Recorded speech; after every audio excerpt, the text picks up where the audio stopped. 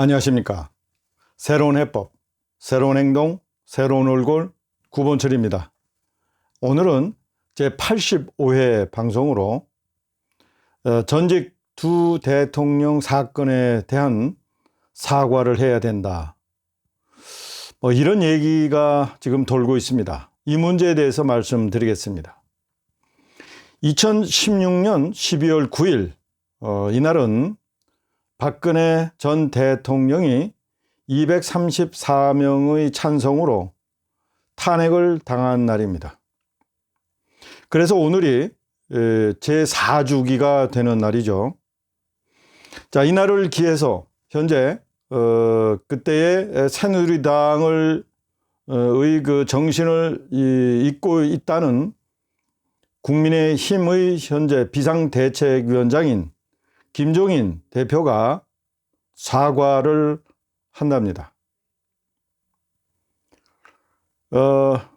그가 지금 계획 중인 사과의 내용에는 박근혜 전 대통령 사건뿐만 아니라 이명박 전 대통령의 최근 재판 결과까지도 포함된다고 하는군요.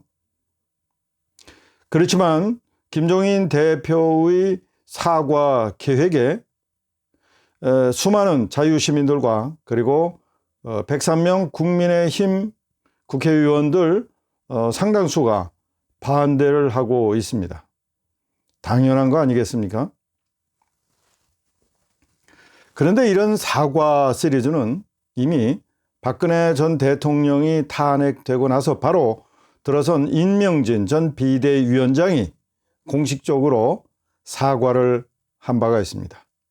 그런데 굳이 또 김종인 대표가 사과를 한다고 하니까 모두가 지금 의아해하고 있습니다. 왜? 비상대책위원장이 되면 또 그분들이 들어오기만 하면 제일 먼저 그들의 과제가 두 전직 대통령의 과오에 대한 사과인가 하는 점이죠.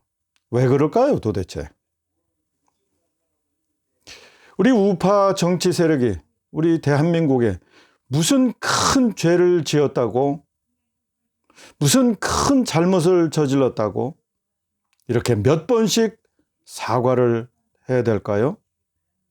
그것도 정상적인 대표가 아니라 비상 상황에서 임시로 초빙된 분들에 의해서 말이죠. 도저히 이해할 수 없습니다. 일부에서는 중도에 계신 시민들이 사과를 해야 된다고 하네요. 그때 박근혜 대통령이 탄핵될 때 국민의 그 찬성이 85%에 달했다고 합니다.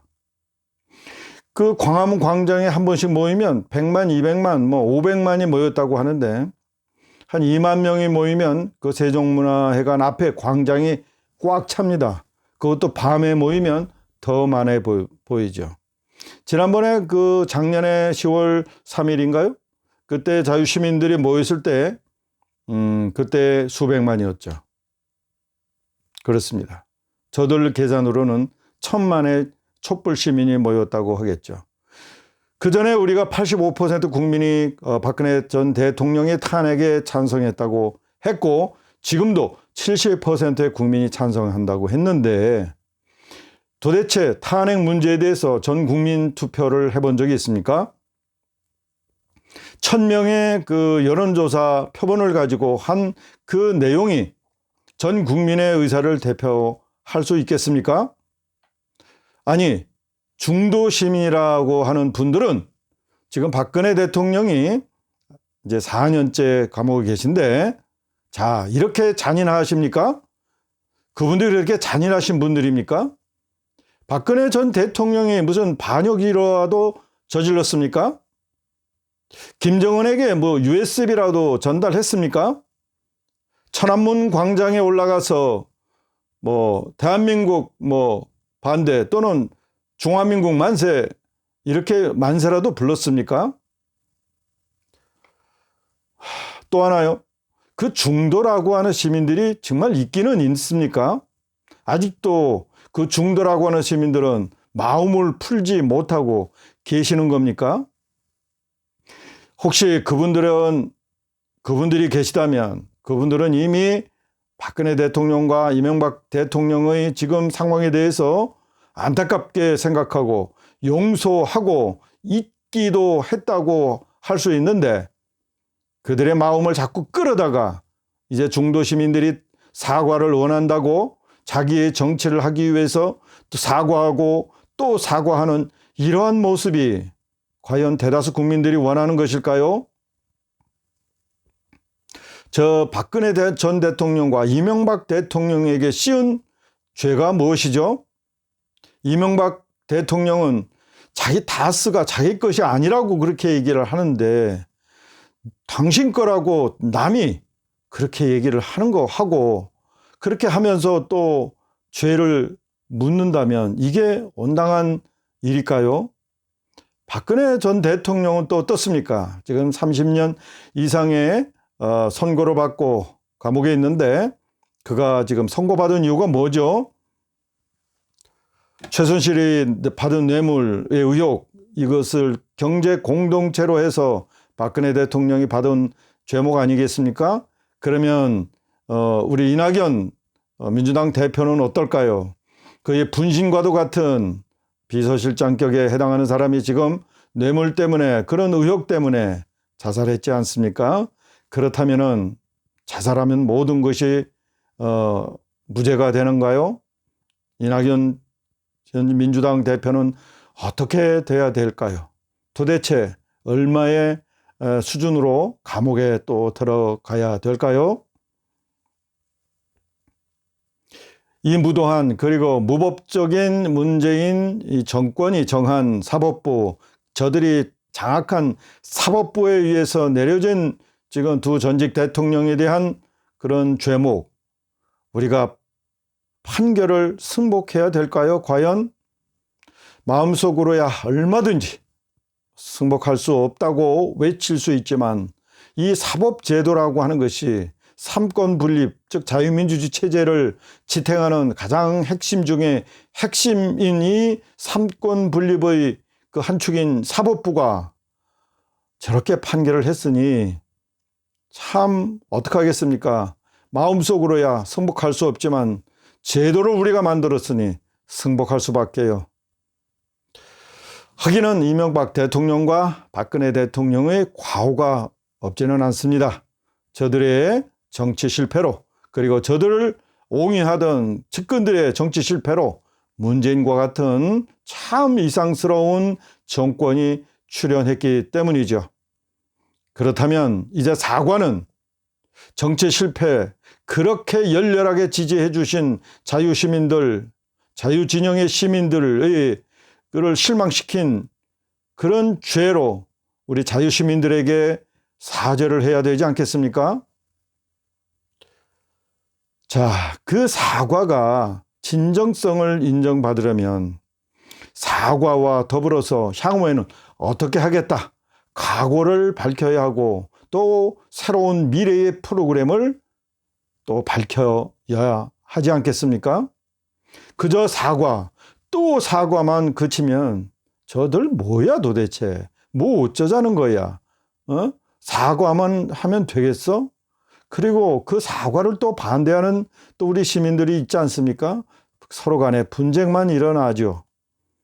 그래서 사과의 핵심은 미래에 대한 계획, 여기에 방점을 둬야 합니다. 자, 분명하게 말씀드리자면 사과의 대상은 전 국민, 그 중에서도 진보 좌파 시민들이 아니라 우리를 지지해 주셨던, 기대했던 자유시민들에게 해야 한다. 이 말씀을 꼭 드립니다. 저들에게 사과를 한다면 정치 실패에 대하여 309고도도 부족하지요. 한 번 조아릴 때마다 3번씩 땅에 찢는 309고도 형식으로 또 108번의 사죄를 하더라도 자유시민들에겐 부족해 보입니다. 그리고 나서 국민의힘은 미래를 얘기해야 합니다. 그런데 불행하게도 국민의힘은 지금 미래를 위해서 어떻게 하겠다는 얘기가 없습니다. 103명의 국민의 힘을 가지고 무엇을 하겠습니까? 스스로 잘 알기 때문에 그렇다고 생각은 하지만 도대체 가만히 전략이 뭐죠? 저는 진짜 무슨 덮는 가만히 전략이 있는가 생각을 했습니다. 가만히 그냥 조용히 앉아서 저들의 실수만을 기다리는 전략. 이 나라가 망가지는데 5년 동안 4년 동안 가만히 있겠다고요. 서울시장이든 부산시장이든 내년 4월에 결판이 나겠죠. 그리고 1년 뒤에 대통령 선거가 있습니다. 현재 190석 민주당이 국회를 장악하고 있는 한 서울시장이 되든 부산시장이 되든 차기의 자유진영에서 대통령을 가져오든 아무것도 할 수 없다는 것. 천하의 제갈공명이 자리에 앉아도 아무것도 할 수 없다는 것. 이것이 현실이죠. 그래서 103명의 국민의힘의 한계는 이미 다 드러났습니다. 공수도 저들 마음대로, 탈원전도 저들 마음대로. 이제 앞으로 3년간을 이런 식으로 저들 마음대로 해야 될 텐데, 자유시민 여러분, 지금 여러분의 마음 그 상태로 앞으로 3년간을 더 버티실 수 있으시겠습니까? 혹여나 정말 여린 그 가슴으로 더 곪고 그래서 수명이 단축되지 않을까 걱정이 됩니다. 그래서 우리는 지금 당장 무엇을 해야 합니다. 정말 무엇을 해야 합니다. 우리 개혁파는 그래서 주구장창 다음 대통령 후보는 103명의 국민의힘 국회의원들과 함께 사직생의 각오로 승부에 임해야 된다라고 주장하고 있습니다. 다만 저들이 지금 비록 당하고 있지만 웰빙의 국회 생활에 젖어 있어서 과연 저들이 그럴 수 있을까 의심은 들고 걱정은 됩니다. 이럴 때 우리 자유시민들이 국민의힘 국회의원들에게 선의의 정말 애정을 가진 압력을 행사하셔야 되겠죠. 그래서 국민의힘 국회의원들이 이 다음 사태를 미리 짐작을 하고 우리 자유시민들, 특히 애국시민들과 멀리 떨어져서 생활할 수밖에 없는 마음을 드러냈습니다.